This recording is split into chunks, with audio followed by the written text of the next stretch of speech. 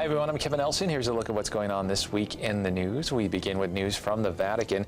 At the general audience this past week in St. Peter's Square, Pope Francis began a new series of talks on the Mass. He talked about starting the Mass with a proper sign of the cross and about showing respect at the Mass. It bothers Pope Francis when people take photos of him with their mobile phones during Mass, especially if the person is a priest or bishop. A me dà tanta tristezza quando celebro qui in piazza o in basilica e vedo tanti telefonini alzati, non solo dei fedeli, anche di alcuni preti e anche vescovi. Ma per favore,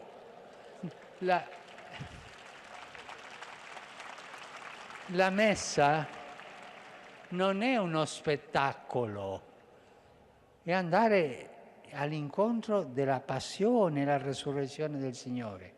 The Pope said during the next few months he will speak about the Eucharist at the Wednesday catechesis to explain the meaning of the Mass. Voi avete visto come i bambini si fanno il segno della croce? Tu non sai cosa fanno, se è il segno della croce, un disegno, fanno così, non so. Ma imparare, insegnare ai bambini a fare bene il segno della croce. E così incomincia la messa, così incomincia la vita, così incomincia la giornata. Questo vuol dire che noi siamo redenti con la croce del Signore. Guardate i bambini e insegnateli bene a fare il segno della croce. In news now from around the country, at a news conference at the U.S. Capitol, Representative Chris Smith of New Jersey, who co-chairs the Bipartisan Congressional Pro-Life Caucus, made another push for passage of the Conscious Protection Act. The measure amends the Public Health Service Act to allow lawsuits from healthcare providers who believe they have been discriminated against or lost their jobs because they refuse to participate in abortions. The House version of the act is included in the appropriations package that won House passage in September. The Senate bill, S-301, is identical to the House version. Supporters hope to see final adoption as part of the appropriations bill for the 2018 fiscal year. More news from the Vatican. His pontificate only lasted 33 days, but Pope John Paul I has begun the long process on the path to sainthood. Pope John Paul I died in 1978 at the age of 65 after succeeding now blessed Paul VI. John Paul I is one step away from beatification. Pope Francis has signed the decree that recognizes him as venerable. This means that the Church recognizes the exemplary life and heroic virtues he lived. His process began in 2003 and is approaching a decisive moment. In order to be beatified, it's necessary that a miracle be produced, attributed to his intercession. Currently, 2 possible cases are being studied. If John Paul I is beatified, there would be 5 20th century popes, recognized for their life as an example to others. Pius X, John XXIII, and John Paul II have already been canonized, while the case for Paul VI is only missing the miracle that allows his canonization.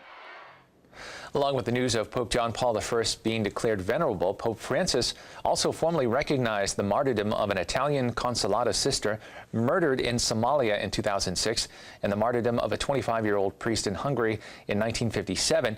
And he advanced the sainthood causes of 5 other people, including U.S.-born Teresa Fardella de Blasi, an Italian mother and widow who founded the Poor Daughters of the Crowned Virgin.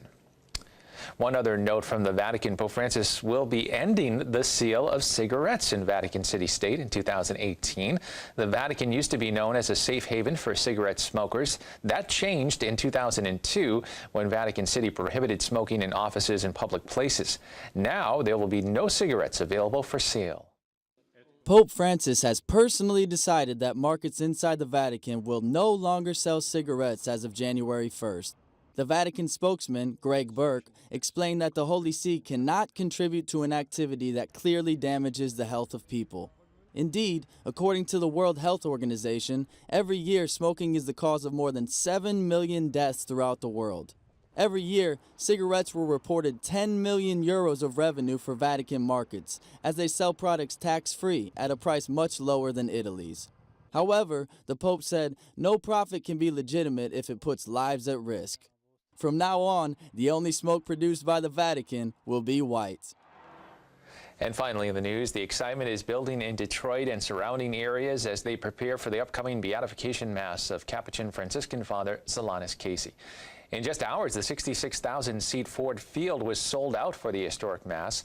In a recent interview, Detroit Archbishop Alan Vineron said people feel a strong connection to Father Casey, not only in the Detroit area, but the whole country and around the world.